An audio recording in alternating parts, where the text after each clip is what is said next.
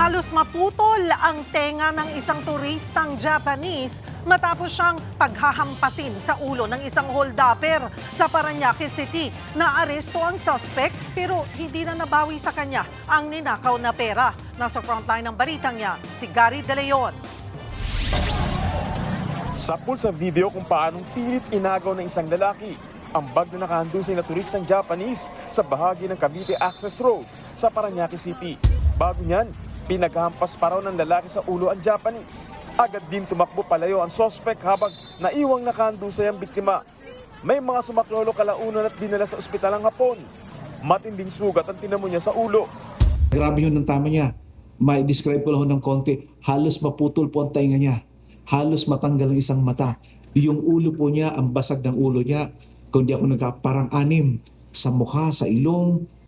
Sa pamamagitan ng mga kuha ng CCTV, nakilala ng mga pulis ang suspect na napag-alamang tindero ng prutas. Nagsagawa ng offline galugat at naaresto ang suspect sa barangay San Dionisio.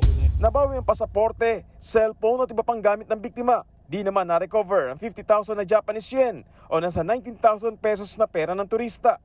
Naipapalit at nagastos na raw ito ng suspect. Kwento raw ng suspect na pagtripan niya lang ng hold-upin ng Japanese nang mapadaan nito sa kanyang harapan. Napilitan daw siyang saktan ito dahil pumalag ng agawan niya ng bag. Itong suspect ay sinundan po siya at